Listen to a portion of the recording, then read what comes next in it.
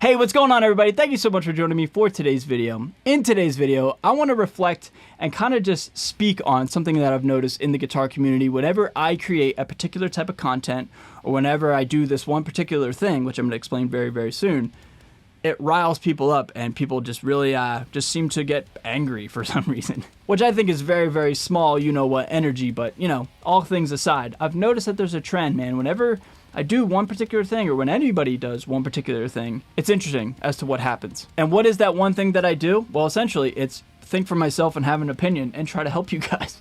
I know, what an egregious thing, right? And where does this all come from? Well, for one, I've been on the internet now for like 6 or 7 years now, give or take, and I've gotten a lot of kind of funny and a lot of just nasty comments, but hate comments, you know, as we all do. And I find it utterly fascinating, people taking their time out of their day to bring hate. I think it's just like the most fascinating thing, and you know, it doesn't bother me anymore, but it's like utterly fascinating how like people can just stay in their own lane and it just attracts just these people that just really hate them. I find it fascinating. However, there's 2 videos in particular that I want to touch on and talk about today and just kind of share what happens when you give your own opinion. The 2 videos are essentially the same video just with different topics, and that is don't buy a baritone guitar and don't buy a 7-string guitar. Here's why. In these videos, I give my opinions on why I don't think you guys should spend your money on a baritone guitar or a 7-string guitar, because it may not be the tool for the job or the tool that you're looking for a particular sound or whatever you want to call it. And 95% of you guys just react in the most positive way,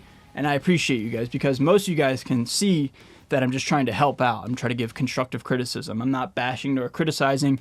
You want to find that type of content on the internet, you don't have to look very far, especially in the guitar community. My vibe and my whole shtick is nothing but positivity and just like trying to help out. And I appreciate that we have that kind of dynamic here in the corner of the universe in the guitar community, where like I make the videos, yes, but you guys interact and engage in the most positive way, generally speaking. And I love that about our corner of the universe, okay? But there are certain people out there that like whenever I state, hey, don't buy a baritone or don't buy a 7-string guitar, it triggers them. And it's just fascinating to me. And of all people, I feel as though I could speak on both of those types of guitars, because one, I have a lot of experience with baritone guitars, and I have a signature baritone guitar coming out at NAMM time, and I'm so thankful for that. But I've spent about a half a decade playing almost exclusively baritone guitars. And 2, 7-string guitars, I've owned several 7-strings, and I've been able to play all over the country, playing one night to night, and I'm going to do the very thing here in a week. And whether my credibility is valid or not, at the end of the day, it's just an opinion, you know? Like, everybody's allowed to have an opinion, my goodness, right? God forbid you have an opinion and share it and try to help out people. So I've compiled some comments from these videos, and I'd love to react to them and just kind of just show you guys what I'm talking about here. Guys, don't watch this video. He's full of crap. Just get a 7-string and have fun. Ah, yes, I can see you're triggered because I have an opinion. Do get a 7-string. This clown knows nothing.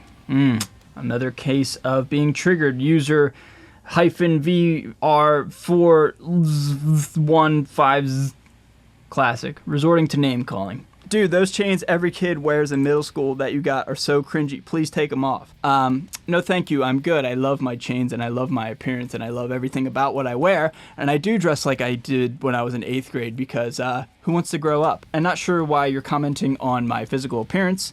Kind of irrelevant to guitar playing, but thank you for noticing anyway. Baritones aren't limited to genre, nor are they limiting at all. An instrument is limiting only if you have a very limited imagination. Plus, I've been playing Strats and Tellys tuned to B for ages with no issues whatsoever. I completely disagree, 1000% disagree, because say an 8-string guitar tuned to F-sharp standard versus a baritone guitar tuned to F-sharp standard. Like, the 8-string guitar has an insane amount of register and range compared to the baritone guitar. So, literally limiting 101. Not as many notes. You can't do as much as you can on a baritone guitar.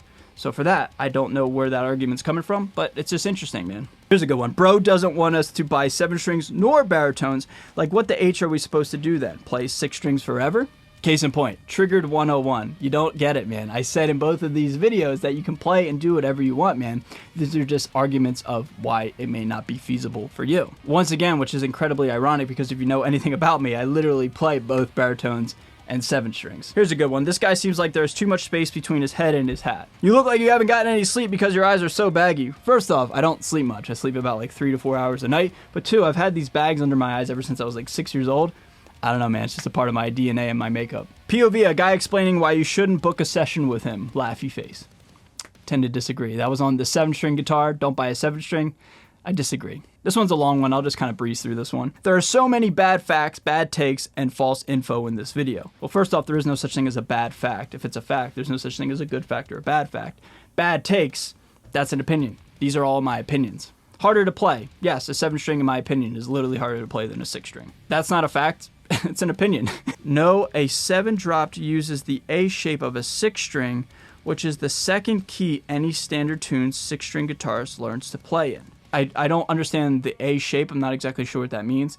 Now, I think what he's saying is A minor is the second key that anybody plays in because it's the relative minor to C major, which is, one could argue, is the first key that people play in. Standard tune, B and E are adjacent keys. Adapting is easy. B major has 5 sharps, E major has 4 sharps, so I could see that, adjacent. However, irrelevant to the fact that a 7-string is literally harder to play physically, not even talking about mentally, in my opinion, of course. Not as many options? In 2023, LOL, what a false statement. If anything, it's easier to find a good 7 than a good 6.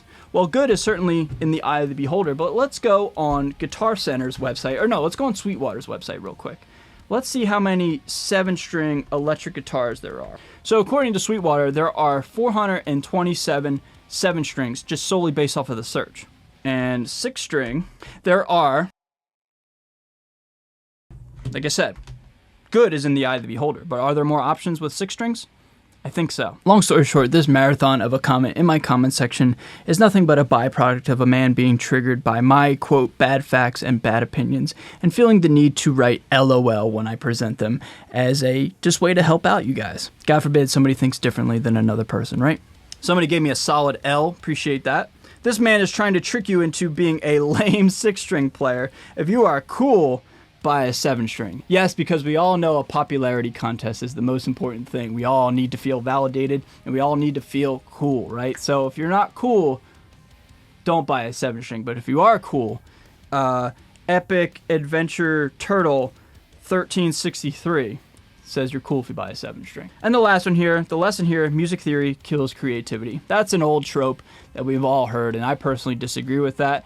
Yeah, music theory doesn't kill creativity. That's like saying I don't want to learn Japanese because it'll hinder my ability to speak English. Nope, music theory is just a language, just a thing to keep in the back of your mind, and you can do whatever you want on the fretboard. Long story short, with this video, man, I just find it fascinating how whenever somebody stands up for themselves or presents a case or presents an argument, there's always a counter argument, and there's nothing wrong with a nice debate. And like I said, there's so many positive comments in both of these videos where they disagree with me and give their facts, and I really sincerely appreciate that. However, there's always somebody taking the low-hanging fruit and feeling the need to attack somebody because they feel attacked themselves for somebody's different opinion.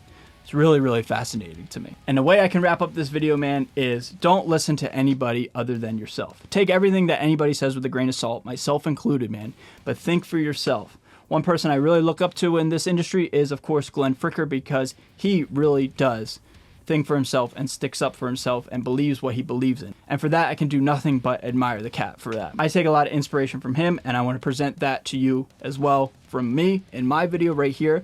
Think for yourself, take everything with a grain of salt, and go out and try it, man. And to anybody who attacks somebody for having an opinion, kind of lame, bro.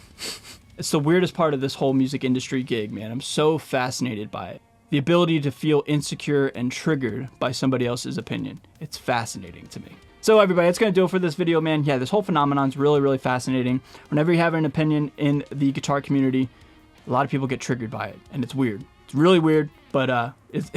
Here we are, man. Here we are talking about it. So, hope you had a good laugh. Hope you enjoyed hanging out with me for today. With that being said, everybody, subscribe if you want to, and I'll see you guys in the next video, okay? Later.